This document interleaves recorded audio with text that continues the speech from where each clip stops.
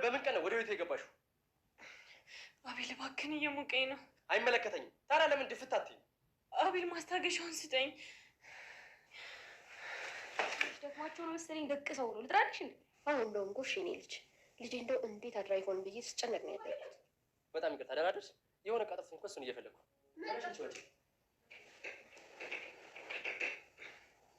ምንድን ነው አቤል?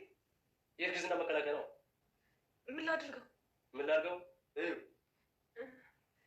ይኸው ማለት ወይኔ አቤል ቆይ ምን ሆነሽ ነው? ወሳጅ እየተረዳሽኝ አይደለም። ሲጀመር አይገባሽም። እሺ ሁሉንም ነገር ታዩና እንሂድ። ሲገባ ራሱ ፈልጎሽ ይመጣል። አትዋሺ፣ ንገሪኝ ርብቃ።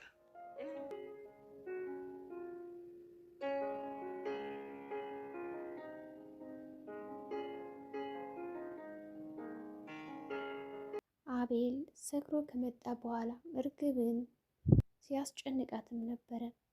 እርግብ እንግዲህ አቤል ሰክሮ ካየችውም በኋላ አይ እኔ እናንተ ዛሬ ከአንድ መኝታ ክፍል መተኛት የለብንም፣ ስለዚህ አቤል እባክህን ለብቻ ተኛ በማለት ጠይቀውም ነበረ።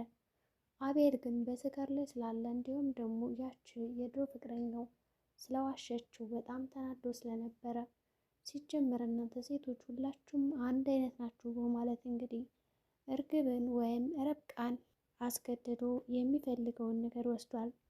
ርብቃ ብዙ ጊዜ ተቃወመች። ነገር ግን ከአቅሟ በላይ ሲሆንባት ራሷንም አሳልፋ ሰጥተዋለች። ጧት ሆነና እንግዲህ አቤል ይነሳል ከእንቅልፉ። ምንድነው የተፈጠረው በማለት ጠይቋታል። እሷም የተፈጠረውን ነገር እውነቱን ተነግረዋለች። ማታ ሰክረ ነበረ፣ ነገር ግን ልቃወም አልቻልኩም፣ በጣም ከአቅሜ በላይ ሆነብኝ ነበር ትለዋለች። አቤል እንግዲህ በሰራው ስራ ራሱ ማፈርና ጥፋተኛ እንደሆነ ማመን ሲገባው ግን እሱ በተቃራኒው እርግብን ሲያመናጨቃትና ሲያንከላከላት ነበረ። እርግብንም ከአሁን በኋላ ፊቴ ዞር በይልኝ፣ ላይሽ አልፈልግም፣ ደግሞ እዚህ መኝታ ክፍል ምን ታደርጊያለሽ? እንዴትስ አንድ አልጋ ተኛም? በማለት ሲያስጨንቃትም ነበር በጥያቄ። ነገር ግን እርግብ ወይም ርብቃ ልክ እንደ እርግብ የሆነች እንግዲህ የዋህና ብሩክ ስለሆነች ጥፋቶቹን ሸፍና እያንዳንዱ ነገር በልቧ ይዛቸዋለች። አቤልን ስለምትወደውና ስለምታፈቅረው ብቻ እሱ ሲያንከላክላት፣ እሷ ግን ዝም በማለት መልሱን እየመለሰች ትገኛለች። ሆኖም ከነገረችውም በኋላ ወዲያውኑ እንግዲህ የእርግዝና መከላከያ መድኃኒት ነበር እንድትቀም ያደረጋት። በይተነሽ እንግዲህ የሚፈልገውን ነገር ካገኘ በኋላ እንደዛ ማንከላከሉ ተገቢ አልነበረም። ኢዮብም እንግዲህ በጧቱ ተነሳና ዛሬ ደግሞ እነዚህ ልጆች አይነሱም እንዴ ይላታል አዝቲን። አዝቲም እንግዲህ ያው ርብቃ ማታ ባለቤቷን ስትጠብቅ በጣም አምሽታ ነበር የተኛችው፣ ምናልባት ለዛ ነው ያልተነሳችው በማለት ትመልስለታለች። እሱም እንግዲህ አሀ እሺ አቤልስ ይላል። አቤልም ልክ እንደዛው በጣም ሰክሮ ነበር የገባ ትለዋለች። ለዛ ነው እንዲህ ነክር ያመሹት በማለትም እንግዲህ እስኪጅና ቀስቅሻቸው ይላታል። እሺ በማለትም ለመቀስቀስ ሄደች። ነገር ግን እነሱ ቀድሞ ተነስተውና የተፈጠረውን ነገር ደግሞ ለማንም እንዳትናገሪ ብሎ አቤልም ማስጠንቋት ስለነበረ እንግዲህ ርብቃም በጣም አሟት ነበረ።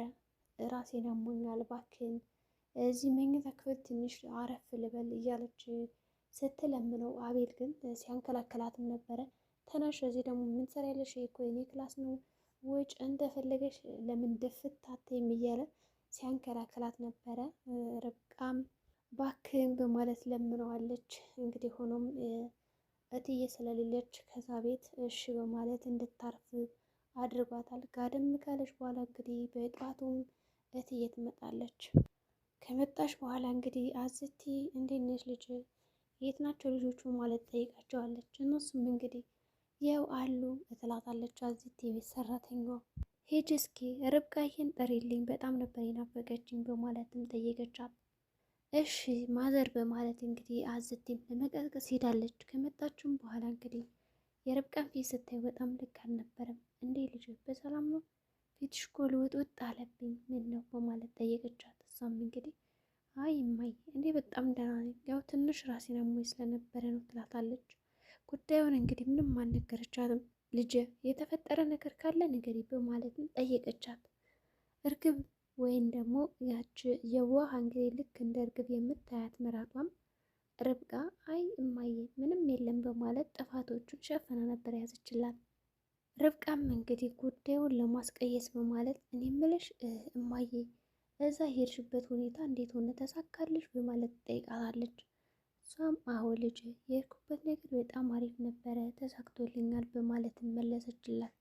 በሌላ በኩል እንግዲህ እማዬ ሀሳብ አምጥታላት ነበረ። እኔ ምልሽ ርብቃ እንዴት ነው ግን እንደው አናፈቀሽም? እዚህ ቤት እኛ ሁላችንም ትላልቆች ነን። በዛ ላይ ደግሞ ትንሽዬ ልክ አንቺን የሚመስል አቤልን የሚመስል ህፃን ልጅ መጥቶ ቢጫወትበት ምን ይመስልሻል? በማለትም ታማከራታለች። ርብቃም እንግዲህ አይ እማዬ በጣም ደስ ይላል በማለት ጉዳዩን እየተርበተበተች እንዲሁም ደግሞ ልክ ባልሆነ ፊት እሺ በማለት ነበረ የመለሰችላት። አቤልም ትንሽ ቆየት አለና መጣ።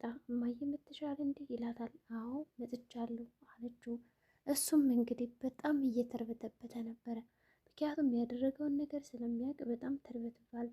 ከዛ ደህና ነህ ተብሎ ሲጠይቅ አይ ደህና ነኝ በማለት ነበር የመለሰው። በሌላ በኩል እንግዲህ በቃ እኔ ወደ መኝታ መሄድ አለብኝ አሞኛል ብለም እንግዲህ ርብቃ ወደ መኝታ ክፍል ከሄደች በኋላ እሱም እሺ እኔም ሊያት በማለት ከእናቱ ሊያመልጥ ችሏል።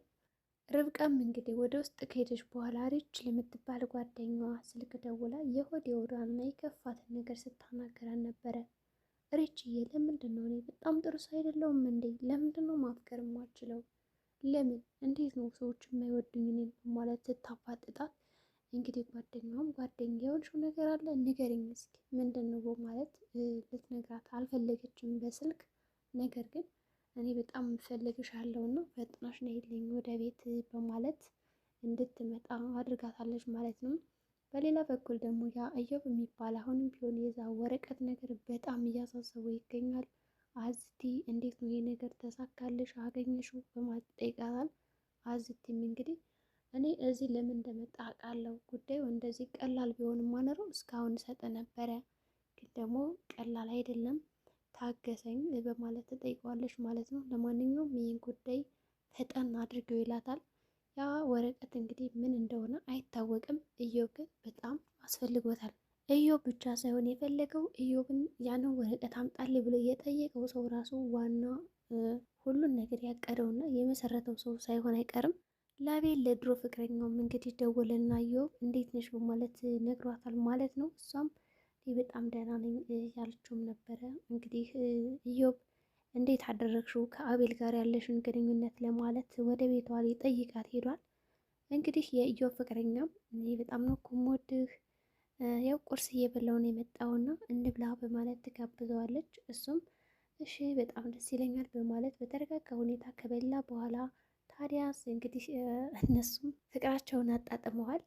ግን መጀመሪያ ችግሩን ወይም ደግሞ የተከሰተውን ነገር ሳትነግረው የእናሱ እኮ ተጣላን በጥፊ መቶኝ ሄደ ምናምን ሳትለው አዎ ግን በቃ እኔ ማነው በቃ ሜሴጅ ስትልክልኝ እኔ ሚስት ምናምን ብለህ አይቶት ነበረ ከዛ ጎቴ ነው ብሎ አላምነኛል እና መቶኝ ሄደ ትለዋለች።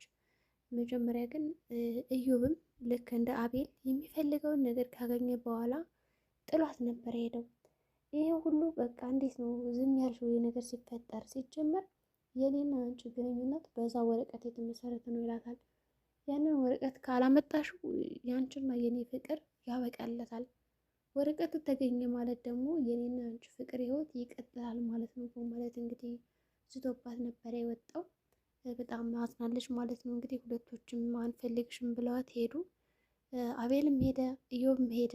አሁን እንዴት አድርጋ እንደምታስተካክለው ጉዳዩን ግራ ግብት ብሏታል። ችግሩ ደግሞ በጣም የሚያናድደው ነገር ምንድን ነው? እዚህ ጋር እዮብ ልክ እንደ አቤል ከፍቅረኛው የሚፈልገውን ጥቅም ካገኘ በኋላ ነው ጥሏት እንግዲህ ሄደው። ሁላቸውም እንግዲህ ተኝተዋል ማለት ይቻላል። በመጨረሻም እንግዲህ ከዛ ቤት ከወጣ በኋላ የሆነ ሰው ይደውልና ታዲያ የወረቀቱ ነገር እንዴት ነው በማለት ይጠይቀዋል። እዮብም እንግዲህ እባክህ ያ ወረቀት እኮ ገና ነው፣ አሁንም ቢሆን አልተሳካም፣ ግን አመጣዋለሁ አታስብ ይለዋል ማለት ነው። ወደ ቤት ከተመለሰ በኋላ እንግዲህ እትዬና አዝቲ ቤቱን ፏፏ እያደረጉና ሶፋውን እየቀያየሩ ነው። አቤልም መጣና እንዲህ ማየ ያምራል አይደል አየው አቀየሩን ትለዋለች። እሱ በጣም ያምራል፣ እንዴት ነው ምናች ነገር አለ የሚመጣ ነገር አለ ሲላት አይ ምንም የሚመጣ ሰው የለም፣ ግን ደግሞ አለ አይደለ ህፃን ልጅ እፈልጋለሁ ትለዋለች። እሱም እኮ አንድ ቀን መሆኑ አይቀርም ነበር ያላት። እንግዲህ እኔ በፍጥነት የምፈልገው ማለት መልሳለች። አቤል ግን ልጅ እንዲኖር አይፈልግም። ምክንያቱም የእርግዝና መከላከያ እንድትወስድ ሰጥቷታል ማለት ነው ለርብቃ። ተነሽ ይሄንን ውሰጅና ቃሚው በማለት ነበር ከፊቷ ላይ የወረወረላትም መድኃኒቱን። እንግዲህ እሷም ያንን መድኃኒት ትውሰደው አትወሰደው አይታወቅም። እዮብም እንግዲህ ከአቤል ጋር እንደተጣሉ ስላወቀች ፍቅረኛው የወንድሜ ሚስት በማለት እንግዲህ ወደ መኝታ ክፍሏ ከሄደ በኋላ ሊያናገራት ይሞክራል። ከርች ከጓደኛዋ ጋር አውርታ ከጨረሰች በኋላ እንግዲህ ምን ተፈጠረ ስትላት ማታ ሰክሮ አብረን ተኛን ትላታለች። እና ይህ ጥሩ ነገር ነው፣ ከዚህ በኋላ እሱ ጋር ያለች ነገር ይሻሻላል ትላታለች።